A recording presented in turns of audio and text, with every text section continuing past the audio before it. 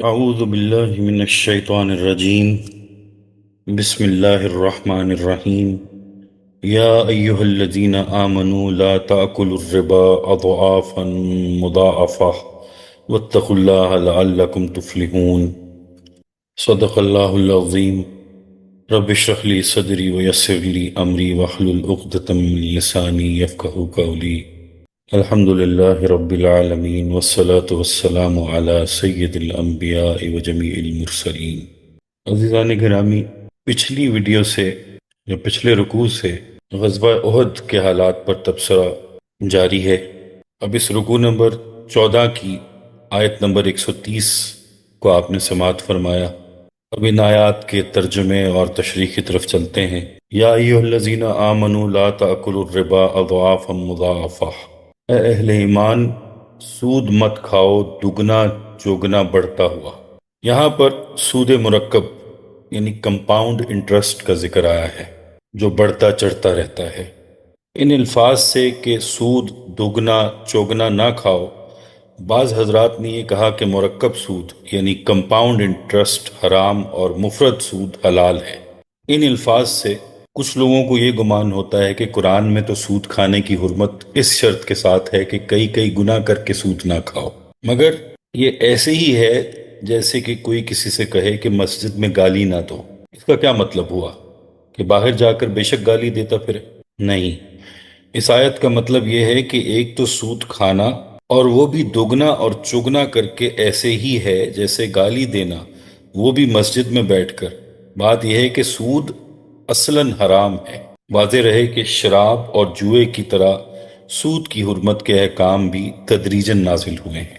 سب سے پہلے ایک مکی سورہ الروم میں انفاق فی سبیل اللہ اور سود کو ایک دوسرے کے مقابل رکھ کر سود کی قباحت اور شناعت کو واضح کر دیا گیا، اور جیسا شراب اور جوئے کی خرابی کو سورہ البقرہ کی آیت نمبر 219 میں بھی بیان کر دیا گیا تھا۔ اس کے بعد ابھی جو آیت زیر مطالعہ ہے، اس میں دوسرے قدم کے طور پر مہاجنی سود سے روک دیا گیا۔ ہمارے ہاں آج کل بھی ایسے سود خور موجود ہیں جو بہت زیادہ شرح سود پر لوگوں کو قرض دیتے ہیں اور ان کا خون چوس جاتے ہیں، تو یہاں اس سود کی مذمت آئی ہے۔ سود کے بارے میں آخری اور حتمی حکم 9 ہجری میں نازل ہوا، لیکن ترتیب مصحف میں وہ سورہ البقرہ میں ہے۔ وہ پورا رکوع نمبر 38 ہم مطالعہ کر چکے ہیں۔ وہاں پر سود کو 2 ٹوک انداز میں حرام قرار دے دیا گیا ہے، اور سود خوری سے باز نہ آنے پر اللہ اور اس کے رسول صلی اللہ علیہ وسلم کی طرف سے جنگ کا الٹیمیٹم دے دیا گیا۔ تو سود اصلاً ہر حالت میں حرام ہے، چاہے وہ مرکب ہو یا مفرد ہو۔ اب سوال یہ پیدا ہوتا ہے کچھ ذہنوں میں کہ سود کیا ہے؟ ہر وہ کاروبار جس کے نفع میں آپ شریک ہوں اور نقصان میں شریک نہ ہوں، وہ سود ہے۔ یعنی نفع کو تو آپ گارنٹی کر لیں کہ وہ تو میں لے کر رہوں گا، چاہے کاروبار کا خانہ خراب ہو جائے، کاروبار میں نقصان ہو جائے، جو ہوتا ہے وہ ہو جائے، میرا تو نفع کھرا ہونا چاہیے۔ یہ سود ہے۔ کاروبار وہ ہوتا ہے جس میں آپ نفع اور نقصان دونوں میں شریک ہوں۔ دوسرے یہ کہ حقیقت میں سود اس چیز کا نام ہے کہ انسان ہڈ حرام ہو جائے، وہ کچھ کرنے کو تیار نہ ہو، بزدل ہو، کوئی خطرہ کوئی رسک لینے کو تیار نہ ہو، کیونکہ کاروبار بزدل آدمی کا کام نہیں ہے۔ تجارت بہادر لوگ کیا کرتے ہیں، اور بہت بڑی بہادری یہ ہوتی ہے کہ انسان بڑے سے بڑا خطرہ مول لے۔ تجارت خطرہ مول لیے بغیر، اپنے پیسے اور جائیداد کو بہت بڑے خطرے سے گزارے بغیر نہیں ہوتی۔ جو شخص خطرہ یا رسک نہیں لے سکتا، وہ تجارت نہیں کر سکتا۔ سود خور آدمی رسک نہیں لیتا، خطرہ مول نہیں لیتا، کیونکہ وہ اندر سے بزدل ہوتا ہے۔ وہ بزدل بھی ہوتا ہے اور چاہتا ہے کہ بغیر کام کیے، بغیر محنت کیے گھر میں ویسے ہی دولت آتی رہے۔ سوال پیدا ہوتا ہے کہ غزوہ احد کے حالات و واقعات کے درمیان سود خوری کی مذمت کیوں بیان کی گئی؟ ایسا محسوس ہوتا ہے کہ درے پر معمور وہ جو 50 تیر انداز تھے، ان میں سے 35 جو اپنی جگہ کو چھوڑ کر چلے گئے تھے، تو ان کے تحت شعور میں مال غنیمت کی کوئی طلب تھی جو نہیں ہونی چاہیے تھی۔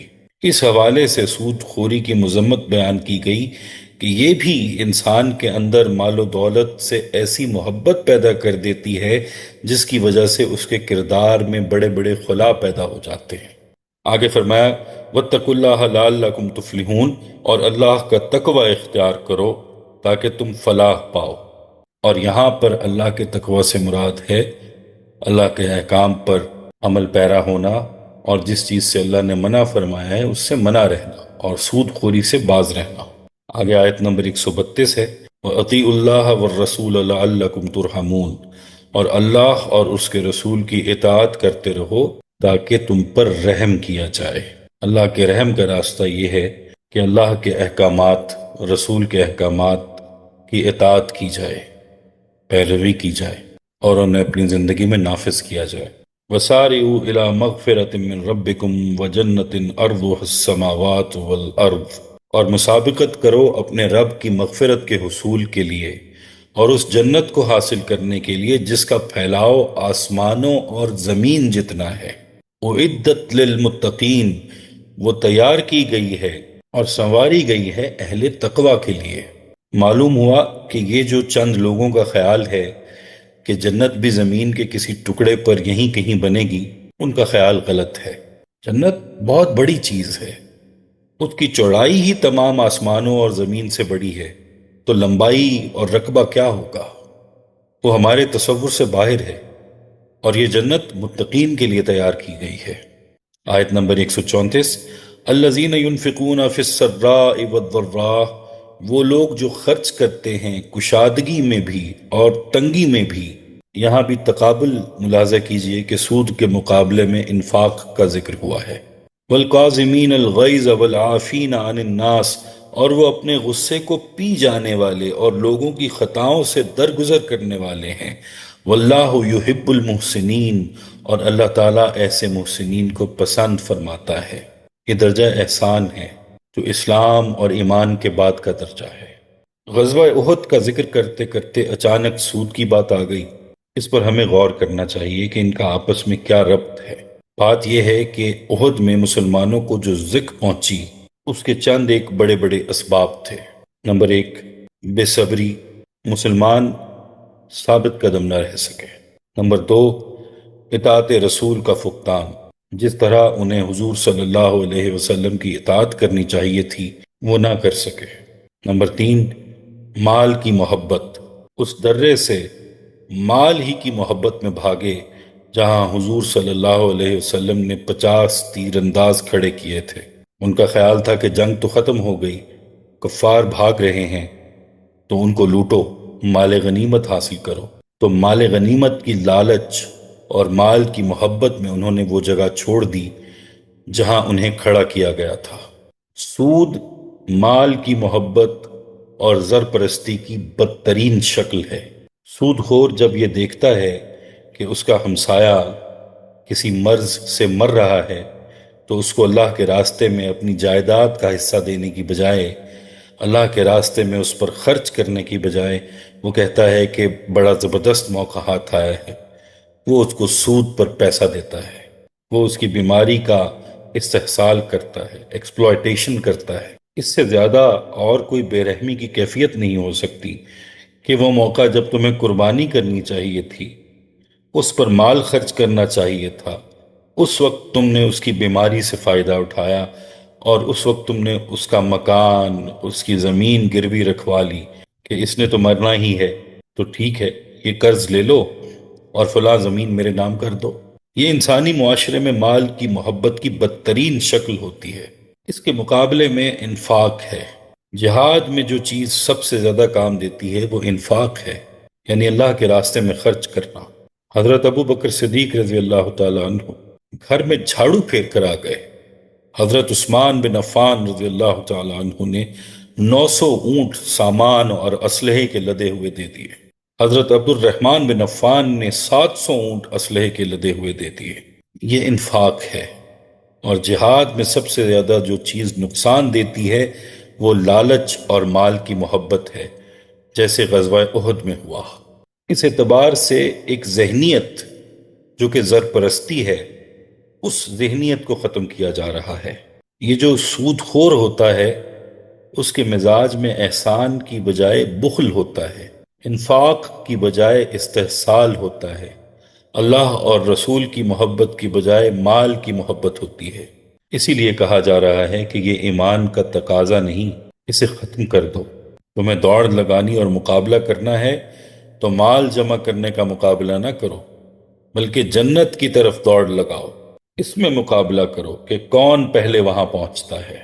یہ آیت نمبر 135 میں فرمایا جا رہا ہے وَالَّذِينَ إِذَا فَعَلُوا فَاحِشَةً أَوْ ظَلَمُوا أَنفُسَهُمْ ذَكَرُوا اللَّهَ، اور جن کا حال یہ ہے کہ اگر کبھی ان سے کسی بے حیائی کا ارتکاب ہو جائے یا اپنے اوپر کوئی اور ظلم کر بیٹھیں تو فوراً انہیں اللہ یاد آ جاتا ہے۔ فَاسْتَغْفَرُوا لِذُنُوبِهِمْ، پس وہ اس سے اپنے گناہوں کی بخشش مانگتے ہیں۔ یہ مضمون زیادہ تفصیل میں سورہ النساء میں آئے گا کہ کسی مسلمان شخص سے اگر کوئی خطا ہو جائے اور وہ فوراً توبہ کر لے تو اللہ تعالیٰ نے اپنے اوپر واجب ٹھہرا لیا ہے کہ اس کی توبہ ضرور قبول فرمائے گا۔ وَمَن يَغْفِرُ الذُّنُوبَ إِلَّا اللَّهُ، اور کون ہے جو معاف کر سکے گناہوں کو سوائے اللہ کے۔ وَلَمْ يُصِرُّوا عَلَى مَا فَعَلُوا وَهُمْ يَعْلَمُونَ، اور وہ اپنے اس غلط فعل پر جانتے بوجھتے اصرار نہیں کرتے۔ یہاں سے ایک بات معلوم ہوئی کہ اللہ کے راستے میں خرچ کرنے اور احسان کے راستے میں دو رکاوٹیں ہیں۔ ایک، سود خوری۔ سود خور اللہ کے راستے میں اس لیے خرچ نہیں کرے گا کہ اس کے دل میں مال کی محبت ہے، وہ مال جمع کرتا ہے، اسے گنتا رہتا ہے، اسے مال اللہ کے راستے میں نکالنے اور خرچ کرنے کا کوئی شوق نہیں ہوتا۔ یعنی اللہ کے راستے میں بدترین رکاوٹ سود خوری اور مال کی محبت ہے۔ اور دوسری رکاوٹ فحاشی، عیاشی اور بدکاری ہے، کیونکہ یہ انسان کو فضول خرچی، اسراف، تبذیر، حرام جگہ پیسہ لگانے پر مجبور کر دیتی ہے۔ اب چونکہ اس نے عیاشی کرنی ہے، شراب اور کباب کی محفل لگانی ہے، ادھر ادھر پیسہ اڑانا ہے، تو وہ اللہ کے راستے میں کہاں سے پیسہ دے گا؟ فرمایا فحاشی کا راستہ بھی انفاق فی سبیل اللہ سے روک دیتا ہے، اور فرمایا کہ اللہ کے حضور توبہ اور استغفار کرو، کہ اللہ کے سوا کون ہے جو مغفرت کرے، اور اللہ معاف کر دیتا ہے اگر اس سے معافی مانگی جائے۔ ہاں، مگر ایک شرط ہے کہ وہ کبھی جانتے بوجھتے اپنے گناہوں پر اصرار نہیں کرتے، اس پر جم نہیں جاتے، بلکہ اسے چھوڑ دیتے ہیں اور اس سے توبہ کرتے ہیں۔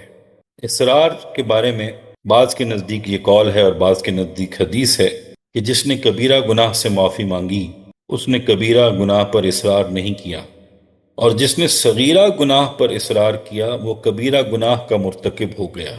یعنی اگر بڑے گناہوں سے آدمی مسلسل توبہ کرتا رہے تو وہ کبیرہ نہیں رہتے، اور صغیرہ گناہوں کو اگر آدمی مستقل طور پر اختیار کرے، ان پر اصرار کرتا رہے، ان پر جم جائے اور معافی نہ مانگے تو وہ صغیرہ نہیں رہتے بلکہ کبیرہ بن جاتے ہیں۔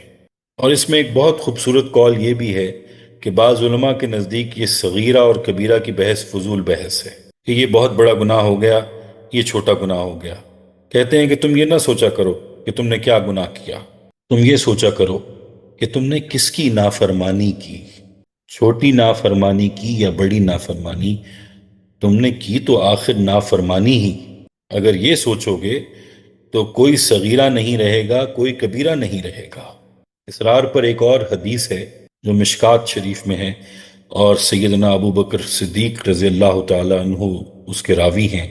فرمایا حضور صلی اللہ علیہ وآلہ وسلم کا ارشاد ہے کہ اگر ایک شخص اپنے گناہ پر مسلسل استغفار کرتا رہے تو وہ گناہوں پر اصرار کرنے والا نہیں ہے، خواہ وہ ایک ہی دن میں 70 مرتبہ اسی گناہ کو کر ڈالے، چاہے 70 مرتبہ توبہ کرے، 70 مرتبہ توبہ توڑ دے۔ فرمایا کہ اس نے پھر بھی اصرار نہیں کیا، اس لیے کہ توبہ پہلے گناہ کو محو کر دیتی ہے۔ اس میں اہم بات صلاۃ التوبہ ہے، اس لیے کہ حدیث میں اس کو بہت اہتمام سے نقل کیا گیا ہے کہ اگر کسی بندے سے مسلسل کوئی گناہ ہو رہا ہو تو جو ہی گناہ ہو وہ 2 نفل نماز صلاۃ التوبہ کے پڑھ لے اور اللہ سے معافی مانگے کہ اے اللہ میں آئندہ یہ نہیں کروں گا۔ گناہ تو اس کا استغفار سے معاف ہو جائے گا، اور یہ 2 نفل اس کو منافع میں مل جائیں گے۔ مفتی محمد حسن مرحوم نے ایک شخص کو بہت خوبصورت جملہ کہا۔ ایک صاحب نے ان سے کہا کہ میری ساری زندگی گزر گئی، میں ایک گناہ میں ملوث ہوں، مجھ سے وہ چھوٹتا نہیں، میں کیا کروں؟ تو مفتی صاحب نے اس سے پوچھا کہ تم گناہ پر معافی مانگتے رہتے ہو؟ اس نے کہا جی ہاں۔ مفتی صاحب نے کہا کہ تم توبہ کرتے ہو اور توبہ ٹوٹ جاتی ہے؟ اس نے کہا جی ہاں، ایسا ہی ہے۔ مفتی صاحب کہنے لگے کہ اللہ تعالیٰ تم پر فخر کرے گا کہ یہ میرے راستے میں مرتے دم تک لڑتا رہا۔ کہا کہ دیکھو، توبہ کرنا اور اللہ کے راستے میں عزم اور پکا ارادہ کرنا مت چھوڑو، اور پھر بھی اگر گناہ ہو جاتا ہے تو ہتھیار نہ پھینکو، توبہ کرتے رہو، اللہ تعالیٰ معاف کر دے گا۔ حدیث میں ہے، جسے امام جزری رحمۃ اللہ علیہ نے بھی حسن حسین میں نقل کیا ہے، اور یہ حدیث بیان کرنا اس لیے ضروری ہے کہ ہمارے لوگ آج کل بددلی اور ڈپریشن کا شکار ہو گئے ہیں اور بے حوصلہ ہو گئے ہیں، اور دل ہی دل میں سوچتے ہیں کہ ہماری مغفرت تو نہیں ہوگی، اب عیش کرو۔ یہ انتہائی خطرناک صورتحال ہے۔ اگر کوئی شخص اس سے دوچار ہو جائے کہ اب تو جہنم میں ہی جانا ہے، تو پھر تو وہ حد ہی پار کر جاتا ہے۔ اس صورتحال سے بچنا چاہیے۔ حدیث یہ ہے کہ بندہ گناہ کرتا ہے اور اللہ سے کہتا ہے اے میرے پروردگار، میں نے گناہ کر لیا ہے، تو مجھے معاف کر دے۔ تو اللہ فرماتے ہیں میرا یہ بندہ گناہ تو کرتا ہے، لیکن اتنی بات ضرور جانتا ہے کہ اس کا ایک رب ہے جو معاف کر دیتا ہے۔ میرے فرشتوں، گواہ رہو، میں نے اسے معاف کر دیا۔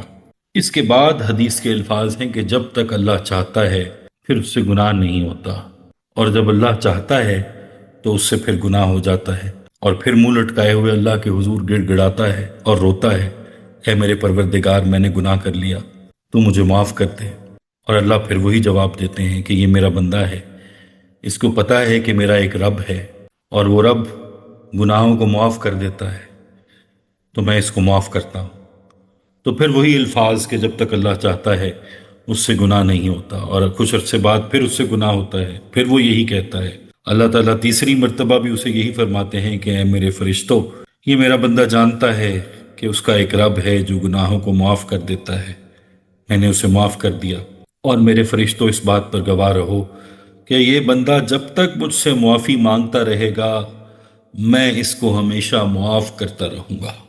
یہ ایک ایسی صورتحال ہے کہ یا تو انسان گناہوں پر جرت مند ہو جائے، یا یہ اس بات کا ثبوت ہے کہ وہ اللہ کی رحمت سے بالکل مایوس ہو چکا ہے، اور دوسرے کنارے وہ جھک مارنے نکل چکا ہے، اور اللہ چاہتا ہے کہ اس کو واپس بلا لیا جائے کہ باز آ جا، تو جو بھی ہے، کافر ہے، بت پرست ہے، بدکار ہے، لوٹ آ، دیکھ میرا یہ دروازہ کھلا ہے، تو نے 100 مرتبہ بھی توبہ توڑی ہے تو کوئی بات نہیں، میری درگاہ مایوسی اور نا امیدی کی درگاہ نہیں ہے، میرا دروازہ کبھی بند نہیں ہوتا، لوٹ آ۔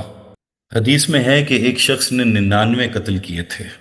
وہ مولوی صاحب کے پاس گیا کہ میرا کیا ہوگا؟ اس نے کہا کہ تو پکا جہنمی ہے، تیرا کھانا خراب ہوگا، تو ذلیل ہوگا۔ اس نے کہا اچھا، اور اس مولوی کو بھی مار دیا۔ اس طرح اس کے 100 قتل پورے ہو گئے۔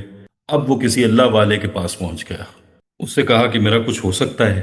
اس درویش نے کہا کہ کیوں نہیں ہو سکتا، توبہ کا دروازہ تو ہر وقت کھلا ہوا ہے، اللہ غفور الرحیم ہے، لیکن دیکھ تجھے ایک کام کرنا پڑے گا، اب یہاں بیٹھ کر تو توبہ نہیں کر سکتا، تیری دوستی، تیرا ماحول تجھ کو یہ سب کچھ چھوڑنے نہیں دیں گے، تو ایک کام کر، فلاں علاقے میں کچھ اللہ والے لوگ ہیں، تو ان کے پاس چلا جا، وہ تیری تربیت کریں گے، تجھے اللہ اللہ سکھائیں گے، وہاں جا کر تو ان کے ہاتھ پر توبہ کر لے اور اس ماحول کو تو چھوڑ دے۔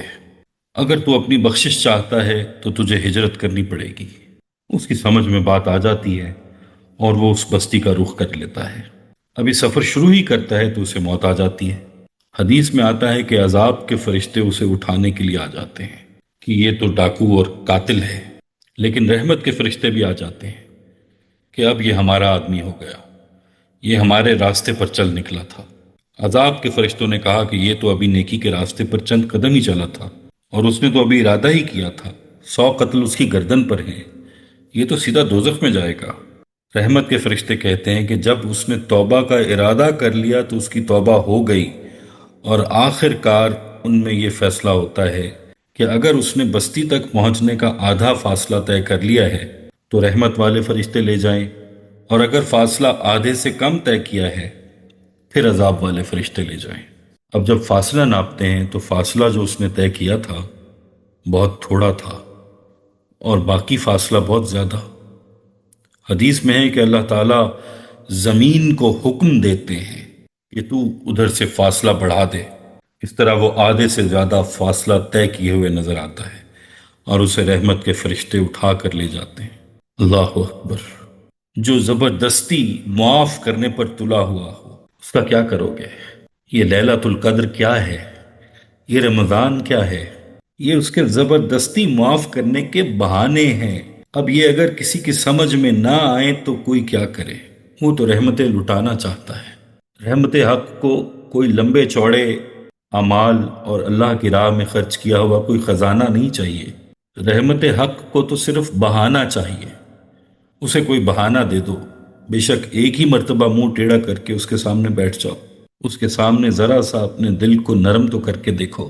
اس لیے حکم دیا کہ تم اللہ کے حضور معافی مانگو۔ تم نے سود خوری کی ہے تو معافی مانگو، تم نے اگر فحاشی اور عیاشی کی ہے تو اللہ کے حضور معافی مانگو، اور ہاں، اللہ کا ذکر کرتے ہوئے، استغفار کرتے ہوئے یہ ہمیشہ ذہن میں رکھو کہ اور کون ہے سوائے اللہ کے جو معاف کرے، اور معافی صرف انہیں ملتی ہے جو اپنے کیے پر جان بوجھ کر زدم زدہ نہیں ہوتے، اصرار نہیں کرتے، جمے نہیں رہتے۔ آگے آیت نمبر 136، اولئک جزاؤہم مغفرۃ من ربہم، یہ ہیں وہ لوگ جن کا بدلہ ہے ان کے رب کی طرف سے مغفرت، فجنات تجری من تحتها الانہار خالدین فیہا، اور وہ باغات کہ جن کے دامن میں ندیاں بہتی ہوں گی اور وہ ان میں ہمیشہ ہمیش رہیں گے۔ وَنِعْمَ أَجْرُ الْعَامِلِينَ، اور کیا ہی اچھا بدلہ ہے عمل کرنے والوں کے لیے۔ قَدْ خَلَتْ مِن قَبْلِكُمْ سُنَن، تم سے پہلے بھی بہت سے حالات و واقعات گزر چکے ہیں۔ فَسِيرُوا فِي الْأَرْضِ، تو زمین میں گھومو پھرو۔ فَانظُرُوا كَيْفَ كَانَ عَاقِبَةُ الْمُكَذِّبِينَ، اور دیکھو کہ کیسا انجام ہوا جھٹلانے والوں کا۔ فرمایا کہ تم سے پہلے بہت سی قومیں گزر چکی ہیں جن کو ہم نے نشان عبرت بنا دیا، بہت سے حادثات و واقعات، اور ہماری طرف سے قوموں کو ہلاک کرنے کی ساری تاریخ تمہارے سامنے ہے۔ تم چاہو تو زمین میں چل پھر کر دیکھ لو، عاد اور سمود کے گھر، اجڑی ہوئی بستیاں سب تمہارے سامنے ہیں۔ سنن کے جو الفاظ آئے ہیں اس آیت میں، اس سے مراد ضابطے، قاعدے اور عدل الہی کے مظاہر ہیں کہ جب اللہ تعالیٰ انتقام لینے پر آتا ہے تو پھر اس کے ضابطے کیا ہوتے ہیں، کس طرح سے وہ امتوں کو نوازتا ہے اور کس طرح سے انہیں ہلاک کر دیتا ہے۔ تو سنن سے مراد ان قوموں کی مثالیں اور واقعات ہیں جنہیں اللہ تعالیٰ نے ہلاک فرمایا۔ فرمایا کہ تم سے پہلے بھی بہت سی قومیں گزر چکی ہیں، تم کیا چیز ہو؟ تم سے زیادہ طاقتور اور ترقی یافتہ قومیں، وہ لوگ جو پہاڑ کاٹ کاٹ کر پہاڑوں کے اندر مکان بناتے تھے، وہ لوگ جو اپنے مردوں کو دوائی لگاتے تھے تو ہزارہ سال تک مردے کا جسم محفوظ پڑا رہتا تھا۔ اب بھی اگر آپ مصر جائیں تو وہاں آپ کو بے شمار لاشیں محفوظ کی ہوئی نظر آئیں گی۔ آپ لندن میں برٹش میوزیم میں چلے جائیں تو وہاں آپ کو درجنوں لاشیں پڑی نظر آئیں گی جو محفوظ کر لی گئیں۔ اس طرح سے اہرام مصر کی تعمیر ایک عجوبہ تاریخ ہے۔ تعمیر کے میدان میں اس کے فنی معراج پر غور کریں تو شاید ایسی تعمیر آج ممکن نہ ہو۔ یہ وہ فن ہے جسے ہم سائنسی ترقی کے باوجود نہیں جان سکے۔ ابھی تک سمجھ میں نہیں آیا کہ وہ لوگ ان کو محفوظ کرنے کے لیے کیا کرتے تھے۔ وہ اس قدر ترقی یافتہ لوگ تھے۔ فرمایا کہ جب ہمارا فیصلہ آ گیا تو ہم نے ان سب کو ہلاک کر دیا۔ فرمایا کہ جاؤ زمین میں چلو پھرو اور آنکھیں کھول کر دیکھو کہ جن لوگوں نے ہمارے دین کو جھٹلایا، ہمارے رسول اور ہماری کتاب کو جھٹلایا، ان کا انجام کیا ہوا۔